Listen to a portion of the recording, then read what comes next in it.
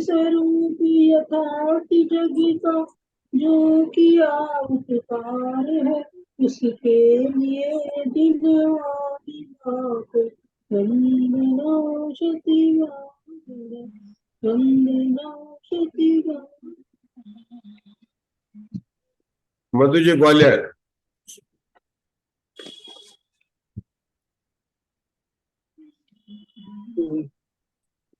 शतखंडागम ग्रंथ को बंधु बारंबार बंद प्रक्रिया नाश कर पूजाऊं भव पार। शतखंडागम ग्रंथ का नित्य करूं स्वाध्याय कर्म बंध के नाश का ये ही श्रेष्ठ उपाय। मुग्धा जी। त्रिभुवन सिर से हरये भव भय गभाधुनिगदे प्रणवम् मलिन गुण चूलियम्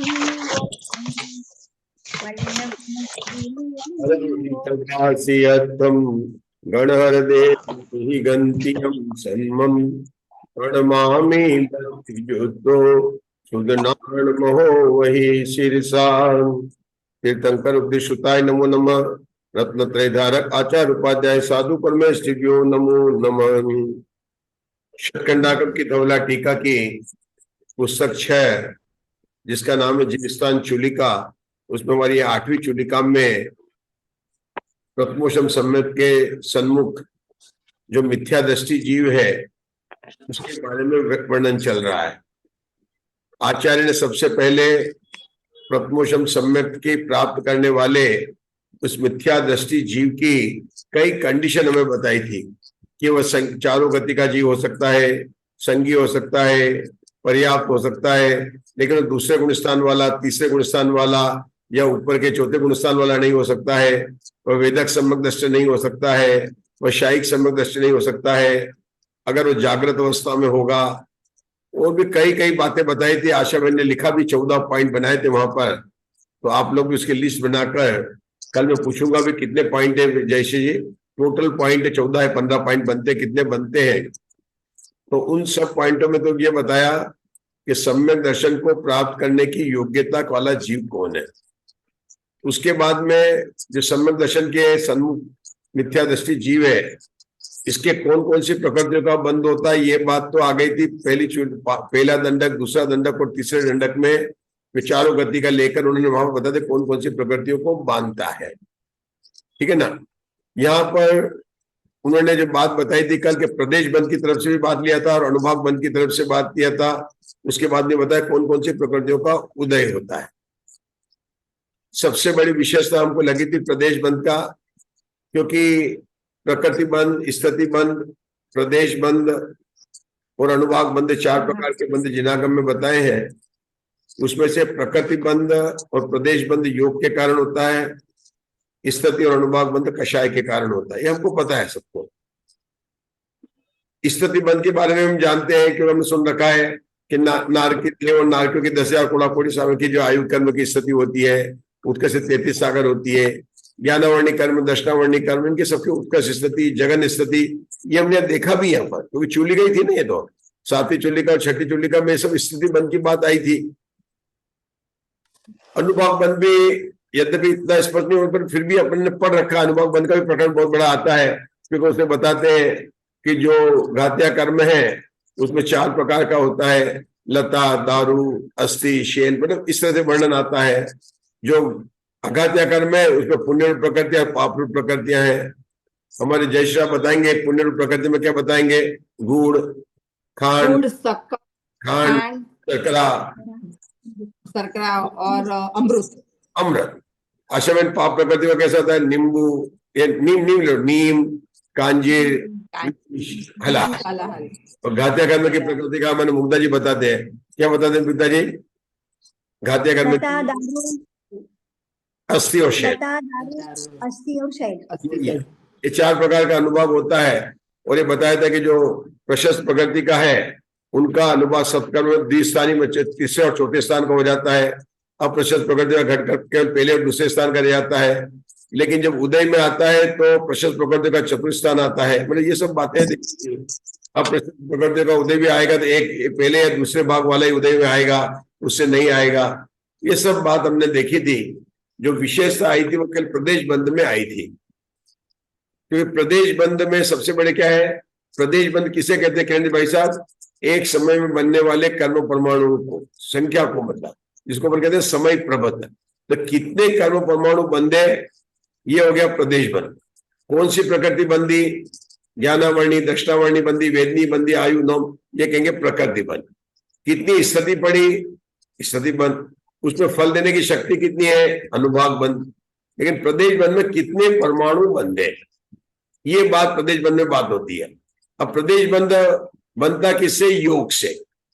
योग उत्कर्ष भी हो सकता है, जगन्य भी हो सकता है, मध्यम भी हो सकता है। लेकिन जगन्य कौन सा यहाँ पर लेना है? क्योंकि हम बात कर रहे हैं सम्यक के सन्मुख मिथ्या दृष्टि। और ये जीव कौन सा? पंचेंद्रिय। तो पंचेंद्रिय जीवों के जो जगन्य से लेकर उत्कृष्ट तक जो योग में वेरिएशन बताए हैं, मतलब जगन्य योग कितना है, उत्कृष्ट योग कितना है, वो योग अपन लेना। थोड़ा अगर याद हो, जब हम अवधि ज्ञान की बात कर रहे थे बहुत पहले, तो जगन्य अवधि ज्ञान में लिखा था मध्यम योग से संचित कर्म परमाणु लिया था वहां पर, और फिर उसको विश्व से जोड़ा था। मतलब क्या है कि अगर योग है, जगन्य योग है, तो कर्म परमाणु आएंगे। अब 1.5 गुना हो गया तो 1.5 गुना परमाणु हो गए, 2 गुना हो गए 2 गुना, 4 गुना 4 गुना। मतलब योगों में भी बहुत वेरिएशन हो जाते हैं कर्म परमाणु की संख्या। लेकिन विचित्रता क्या है कि जगन्य समय प्रबद्ध है, उसमें भी कितने परमाणु होते हैं? ममता जी दोषी बताएंगे। एक समय प्रबद्ध है, उसमें कर्म परमाणु संख्या कितनी है कि सिद्धों के जितनी संख्या उसका अनंतवा भाग और अभव्यों से अनंत गुना। और जो कैसे ग्रहण करता है? जिसे तपाए हुए कोई गोले को अपन गर्म पानी में डालें तो चारों तरफ से पानी को मतलब ग्रहण करता है। आपने देखा होगा पुराने जमाने में, मतलब जो ये बर्तन बनाते हैं, संशी वगैरह बनाते लोहे के, तो लोहा आ जाते थे वो, और वो लोहा गर्म करते थे, ठोकते थे, फिर पानी में डालते थे, फिर डालते थे, पानी में डालते थे। तो वो सब तरफ से पानी को ग्रहण करता है।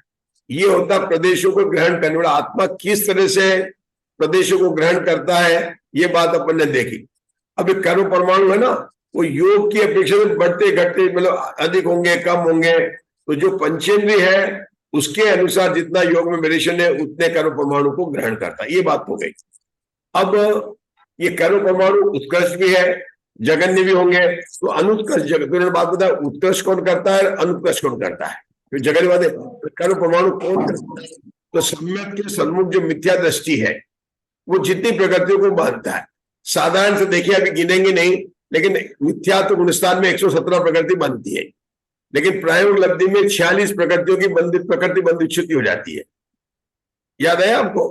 मिथ्या तो गुणस्थान में कितनी प्रकृति बनती है? 117। राज्य में कौन सी नहीं बनती है? तीर्थंकर और आहार भी पहले गुणस्थान में नहीं बनती है। कुल बंध हुई प्रकृतियां कितनी है? 120।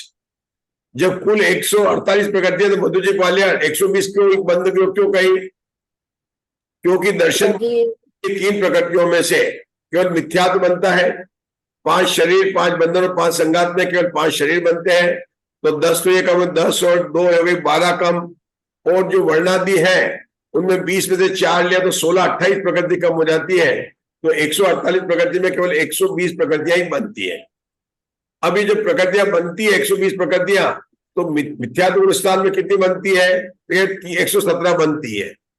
कौन सी 3 नहीं बनती है चंद भाई साहब? तीर्थंकर प्रकृति और आहार अग्नि। आहार अग्नि मुनिराज की बनती है, छठे गुणस्थान जो आगे लेकर 8वें गुणस्थान तक बनती है, वह आगे के गुणस्थानों में है। और जो तीर्थंकर प्रकृति वो 4थे गुणस्थान से लेकर 8वें गुणस्थान के 6ठे भाग तक, हमारे मुग्धा जी को बराबर जैसा भी है, 4थे गुणस्थान से लेकर 8वें गुणस्थान के 6ठे भाग तक बनती है। ये अपने ऊपर गुणस्थान बनती है। लेकिन मिथ्यात्व गुणस्थान में कितनी बनती है? 117 बनती है। अब प्रदेश बन की जब हम चर्चा कर रहे हैं, जो ज्यादा चर्चा होती नहीं है, तो उसमें क्या कि प्रदेश बंद बनते हैं, तो ये जो सम्मत के सन्मुख है, तो पहले 117 में से 46 को कम कर दिया, तो कितनी बनेगी? इसके 71 72 जो मैंने देखा था 120 बनने वाली है। 120 में से 46 कम हो गई। 120 तो कितनी आएगी? 120 में से कितनी कम कर दी? 46 कर दी, तो कोई 74 करीबन आ जाएगी। कितनी आ जाएगी? 74, 74 आएगी। 71 कितना आएगी? 174 74 आई, घटा नहीं पाए। लेकिन कौन कौन सी बनती है? बनती है 72 बनती है, 70 बनती है, कि हो सकता है 74 में भी कौन सी नहीं बनती देखिए अपने को। मतलब इसी के आसपास जो प्रकृतियां बंदेगी जो कि अपन ने पढ़ी थी, महादंडक में पढ़ी थी, पहले दूसरे तीसरे में तिरंज गति कौन सी बनती है, सातवें दंडक की कौन सी बनती है, मतलब सबके उन्होंने अपने पढ़ रखे थे। मनुष्य तिरंज का पहला दंडक था, देव और नारकी का दूसरा दंडक था, सातवें दंडक का तीसरा दंडक था। अब ये प्रकृतियां जो बन रही है पहले गुणस्थान में प्राय उपलब्धि के बाद में, जीव क्या कर रहा है इस समय? किरण भाई साहब, तत्व विचार कर रहा है। जीव क्या कर रहा है? केवल तत्व विचार कर रहा है। तत्व विचार की महिमा देखो कि सारा कार्य प्रकृति में क्या होता है। जीव कुछ नहीं कर रहा है राजेश भैया। जीव तो ये कर रहा है कि मैं अनादिकाल से शरीर को अपना मानता आ रहा हूं, मैं इससे भिन्न हूं। जीव जुदा, पुद्गल जुदा, ये शास्त्र में तो उसने पढ़ा, लेकिन उसको महसूस कर रहा है, उसका भाव वासन कर रहा है। क्योंकि ये तो पढ़ लिया कि मैं जीव हूं, मैं अजीव नहीं हूं, शरीर अजीव है, ये तो पढ़ लिया, बालमिक पाठशाला में पढ़ लिया, सब पढ़ लिया। लेकिन वास्तव में इसका भाव वासन नहीं, उसके तत्व श्रद्धान करके पक्का कर रहा है कि जिस समय उसको भाव वासन हो जाएगा वही अनुभूति हुई और उसको सम्यक दर्शन प्राप्त हो जाएगा। अब ऐसे तत्व विचार के काल में जो सारा कार्य हो रहा है उसको कहते सम्यक के सन्मुख जो मिथ्या दृष्टि जीव है, तो उसके जो इन प्रकृतियों का, जिन प्रकृतियों का पहले गुणस्थान में बंद होता है प्रकृति बंधापसरण के बाद में, 34 प्रकृति बंधापसरण के बाद में, उनमें क्या सभी का उत्कृष्ट होता है? क्या सभी का अनुत्कृष्ट होता है? तो आचार्य कहते नहीं, कुछ का उत्कृष्ट होता है और कुछ का अनुत्कृष्ट होता है। ये बात अपन समझे। अब कैसे देखें कि किसका उत्कृष्ट होता है और कैसे अनुत्कृष्ट होता है, ये हम कैसे जाने? ये हमने कल भी पढ़ा, चूंकि विषय नया था इसलिए हम सोचा फिर से रिपीट थोड़ा करें अपन। तो कैसे कौन सी प्रकृति का उत्कृष्ट बंद होगा और कितने अनुत्कृष्ट का? इसके लिए सबसे पहले रूल नंबर तो 1 तो यही है कि जितना अधिक योग होगा उतना कर्म परमाणु आएगा। जितना ज्यादा लौकिक व्यवहार में कहते हैं ना कि जितना ज्यादा मेहनत करेगा उतना राजेश भैया के जो है उसकी कंपनी में तरक्की होगी और ज्यादा पैसा मिलेगा। तो योग जितना ज्यादा होगा उतने कर्म परमाणु होंगे। अब राजेश भैया पैसा तो कमा लिया अपन ने, आ तो गया, लेकिन घर में कितने आदमी है, हमारी लाइबिलिटीज कितनी है, उसके ऊपर डिपेंड करता है किसको कितना मिलेगा। अब घर में खाने वाले ही 12 है, घर में 15 लोग हैं, पूरी कंबाइंड फैमिली है, तो मतलब खर्चा ज्यादा होने से मतलब हर एक को बंटवारा कितना मिलेगा अलग है। संपत्ति को देखो, संपत्ति को 12 में बंटवारा करना है, तो यहाँ पर जो कर्म परमाणु हुए वो किसमें बटेंगे? कि 8 कर्मों में बंटेंगे, 7 कर्मों में बटेंगे, 6 कर्मों में बटेंगे या 1 कर्म में बटेंगे। फिर से जो एक समय प्रबंध ग्रहण करता है, मतलब जीव के राग द्वेष भावों को निमित्त पाकर, फिर से बोल रहा हूं, जीव के राग द्वेष भावों को निमित्त पाकर जो पुद्गल कार्बन पुद्गल वगैरह है वे कर्म रूप से परिणमित होती है। तो कर्म रूप से परिणमित होती है, उसके कितनी परिणमित होती है, कितनी आती है, उनकी यहाँ पर बात चल रही है।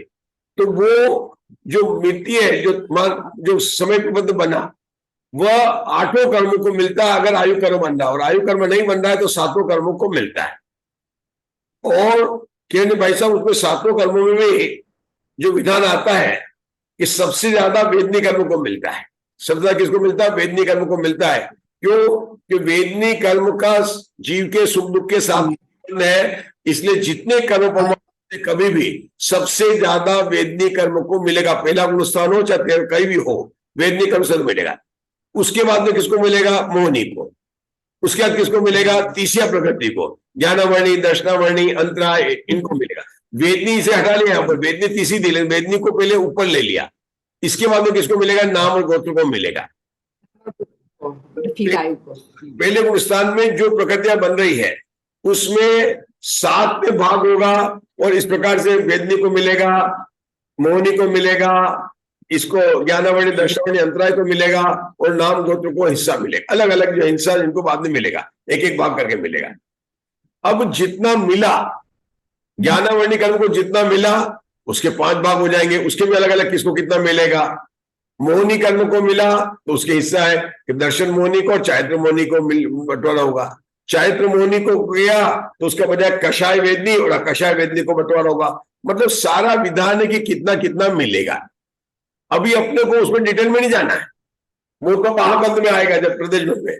यहां तो ये सब अपने को भाव भाषण करना है कि ये जो आचार्य ने 2 लिस्ट बनाई, कौन सी बनाई, सम्यक के सन्मुख, जो कल से हमने पहले प्रारंभ में पढ़ना शुरू किया था। एक बनाई अनुत्कर्ष प्रदेश बंध वाली और एक बनाई उत्कर्ष प्रदेश बंध वाली। उन दोनों लिस्ट में उन्होंने लिया था ज्ञानावर्णी, 3 स्त्यान गद्दी को छोड़कर दर्शनावर्णी कर्म, ये बातें लिखी थी। मिथ्यात्व की उन्होंने लिखा था अनंतानुबंधी और दर्शन मोहिनी को छोड़कर 12 कषाय, मतलब इस तरह से बात वहां पर आ रही थी, लिस्ट आ रही थी, उनका अनुत्कृष्ट बंध करता है।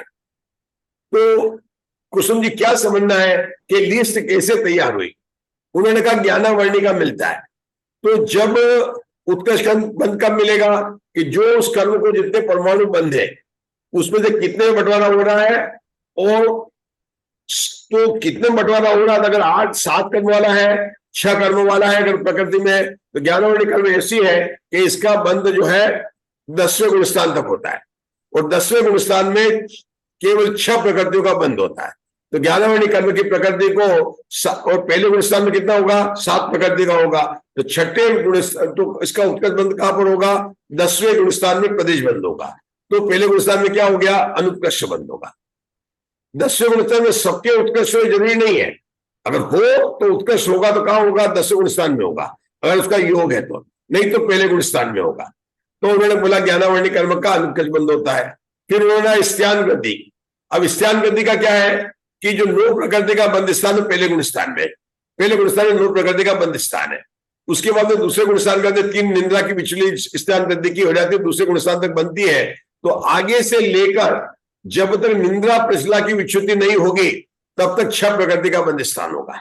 और निंदा प्रचला की बंध विच्युति अपूर्व करण के पहले भाग में होती है, अपूर्व करण के 7 भाग में पहले भाग में, पहले भाग में, छठे भाग में, पहले भाग में हो जाती है। उसके बाद में 4 प्रकृतिक बंध स्थान है। जो दर्शनावर्णी कर्म का जो माल मिलेगा वो कहां मिलेगा ज्यादा, कि भाई स्त्यान गद्दी की हो जाएगी, उसके बाद में मिलेगा 4 और हो जाएगा। तो इसलिए उन्होंने स्त्यान गद्दी को छोड़ा, तो उनको बोल दिया कि स्त्यान गद्दी का तो उत्कर्ष बंध होगा पहले गुण, और बाकी का क्या होगा, 6 प्रकृतियों का अनुत्कृष्ट होगा। मोहिनी कर्म की बात की, मोहिनी कर्म की प्रकृति में बात होती थी बंध कितने का होता है, उसको प्रदेश बंध में, उदय की बात नहीं कर रहे हैं, कल उदय की बात की थी, उदय की बात। तो कितनी प्रकृति का बंध होता है मोहिनी कर्म की, 22 प्रकृति का बंध होता है।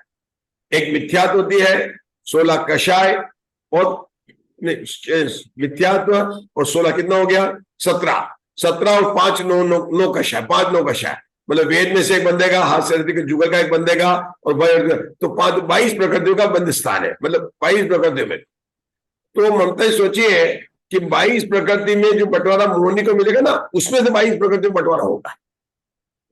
तो क्या होगा कि जब उन्होंने कल छोड़ दिया था अप्रत्याख्यान वर्णी, क्यों छोड़ा, कि उनका तो आगे जाके बंद होगा, वहां बंटवारा कम होगा। योग की बात नहीं चल रही है, कर्म परमाणु जितना घर में मिला, लेकिन आगे चलकर जब अनंतानुबंधी की बंद हो गई तो कितने में बटेगा, कि वो अप्रत्याख्यान संजल में बटेगा।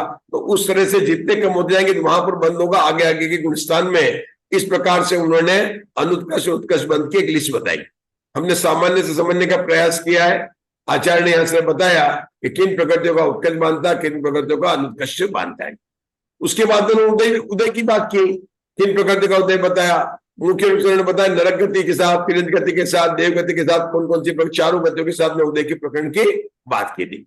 अब उसी विषय को आगे हम बढ़ाना, यहाँ पर इतना तो अपना विषय हो चुका था कि प्रथमोषम सम्यक के अभिमुख। राजेश भैया पढ़ रहे हैं, पढ़िए। प्रथमोषम सम्यक के अभिमुख, इधर आ जाओ।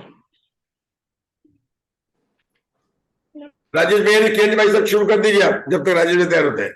प्रथमोषम सम्यक के अभिमुख जीव के जिन प्रकृतियों का उदय होता है, उन प्रकृतियों की स्थिति के 6 से उदय में प्रविष्ट एक स्थिति का वह भेदक होता है, शेष स्थितियों का अभेदक होता है। उक्त जीव के जिन अप्रशस्त प्रकृतियों का उदय होता है, उनके निम्ब और कांजी रूप द्विस्थानीय अनुभाग का वह भेदक होता है। उदय में आई हुई प्रशस्त प्रकृतियों के चतुस्थानीय अनुवाद का भेदक होता है। उदय में आई हुई प्रकृतियों के अजघन्य अनुत्कृष्ट प्रदेशों का भी भेदक होता है। जिन प्रकृतियों का भेदक होता है उनके प्रकृति, स्थिति, अनुभाग और प्रदेशों की उदीर्णा करता है। रुकेंगे, क्या पढ़ा आपने राजेश भैया? सबसे पहला शब्द पहली लाइन में उदय आया था, लास्ट सब में उदीर्णा आया था, ठीक है ना? तो उदय किसे कहते हैं, उदीर्णा कहते हैं, वो प्रकरण तो चालू होने वाला है। लेकिन बात बताए जिन प्रकृति का उदय होता है, तो देखिए हर समय एक एक निश्चय उदय में आकर खिरता है। जब जीव कर्म बांधता है तो उसके आबादा काल को छोड़कर जितने निषेक होते हैं उनमें सारे कर्म परमाणु को बंटवार हो जाता है। हमने माना था 64 समय कर्म की स्थिति थी, 16 समय आबादा था, तो 48 निषेकों में समय प्रबंध के 63 परमाणु का बंटवारा हो गया। पहले वाले निषेक में 512 परमाणु थे। जब 512 जो परमाणु थे वो वहां पर पड़े हुए हैं और वो उदय में आएंगे तो उसको खिल जाएंगे, तो उसको कहेंगे उदय। 17 समय में ऐसा होगा कि 512 समय का परमाणु उदय में आ जाएगा। ये तो बात हो गई, इससे एक एक निषेक गिरते आएंगे। अब क्या होता है किरण जी भाई साहब कि जब ये निषेक रचना बन गई, अब 16 समय के बाद में उदय आएगा। उस 16 समय के बीच में अगर जीव के परिणामों में कुछ हो जाए तो ऊपर पड़े हुए निषेक कहां से 17 समय से लेकर 48 एकदम तो नहीं आएगा, 17, 16, 17, 18 छोड़ेगा, उसको बोलेगा अति स्थापना, और उसके ऊपर के जो निषेक है उनके कर्म परमाणु अपकर्षण होकर नीचे के कर्म परमाणु में आ सकते हैं। ठीक है, जैसे विषय बढ़ेगा तो नीचे जो जिन निषय को उदय में आने योग्य है, तो जैसे 16 समय का उदय में आएगा, लेकिन तैयारी करते ना, जैसे अपन सब्जी परोसते हैं तो बहुत बड़ा डिब्बा पड़ा हुआ, फिर तो थोड़ा ले लेते हैं और फिर जाकर उसको परोसते हैं, तो पूरे निषेक पड़े हैं। लेकिन जो उदय में आने वाले होंगे उनका कुछ निषेकों को बोलते हैं उदयावली। बोले एक आवली प्रमाण जो निषेक है उसको बोल देंगे उदयावली। उस उदयावली में जो निषेक है, वो निषेक जब बने थे तब वो कर्म परमाणु आकर खिलेंगे, उसको तो कहेंगे उदय। लेकिन उन निषेकों में जीव के परिणामों का निमित्त पाकर अगर कुछ ऊपर की स्थिति वाले ऊपर के निषेकों में से कुछ परमाणु अपकर्षण होकर आ जाए तो वो भी खिल जाएंगे, उसको कहेंगे उदीर्णा।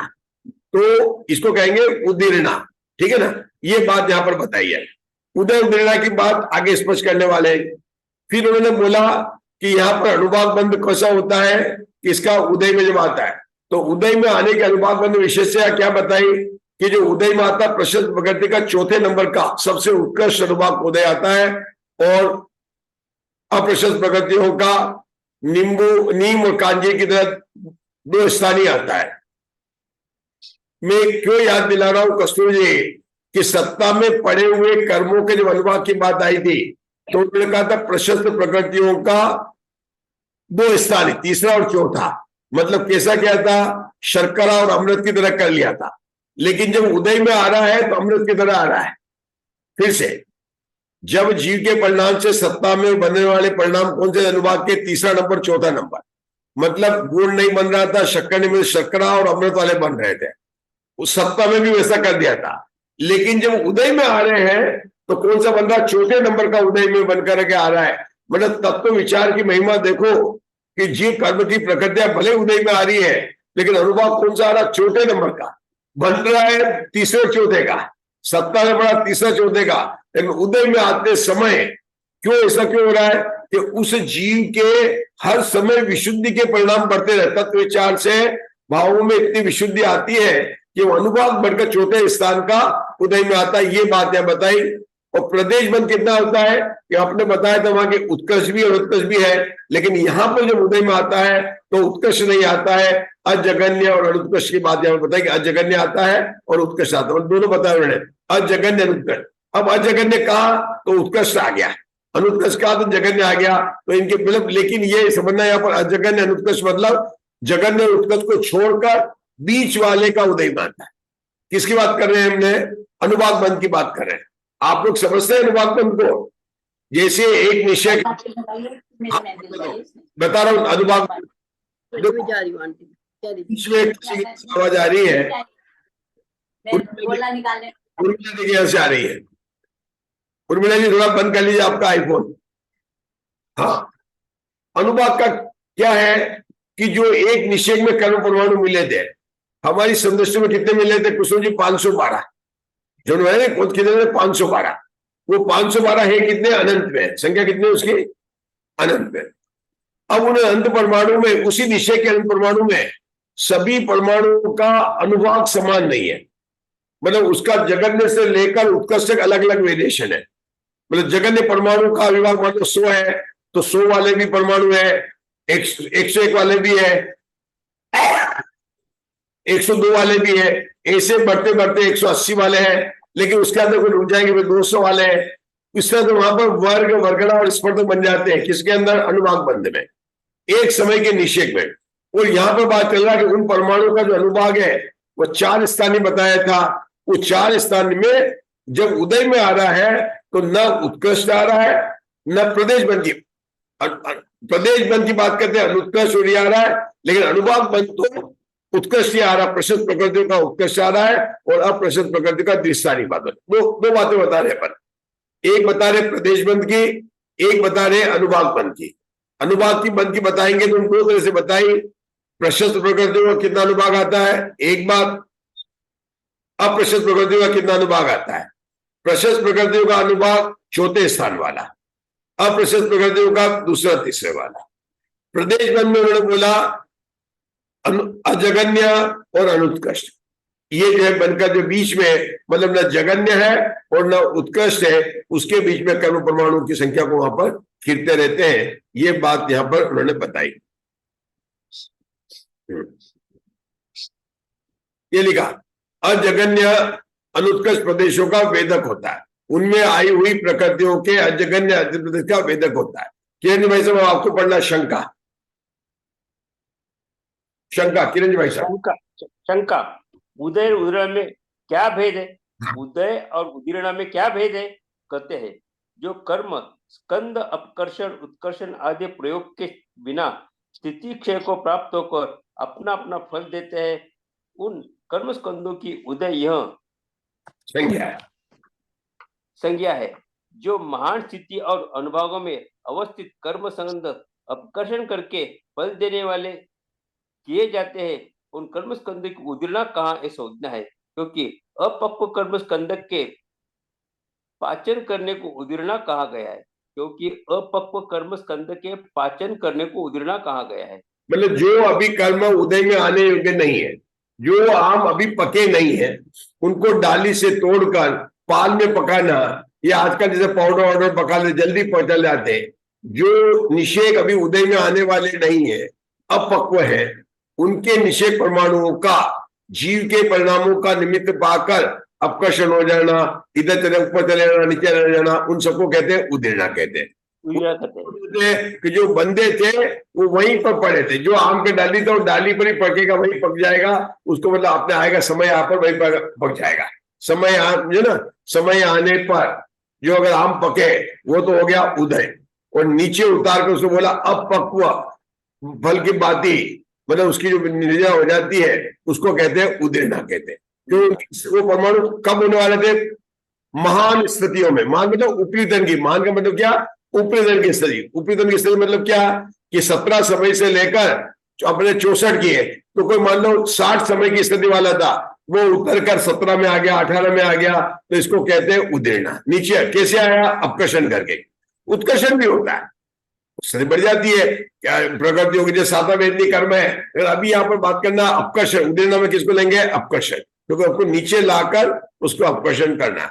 चलिए आगे का पढ़ना किरण भाई साहब, आगे नेक्स्ट। शंका सूत्र में अनुपदिष्ट उदय और उदीर्ण आदि के लक्षण यहाँ क्यों निरूपण किए जा रहे हैं? सूत्र में अनुपदिष्ट उदय और उदीर्ण आदि के लक्षण यहाँ क्यों निरूपण किए जा रहे हैं? समाधान, यह कोई दोष नहीं, क्योंकि यह सूत्र देशाम शर्क है। चूंकि यह सूत्र देशाम शर्क है, इसलिए कहे गए लक्षण के सिवाय अन्य समस्त लक्षण इसके द्वारा कहे ही गए हैं। अब यहाँ पर अपना समय हो चुका है, इस बात को मैं फिर से स्पष्ट करूंगा। तो भगवान महावीर की जय जय जय। पुनः लॉगिन करते हैं इस विषय को हम फिर बढ़ाएंगे, समय अपना हो चुका है, फिर से जूम में लॉग इन करना है।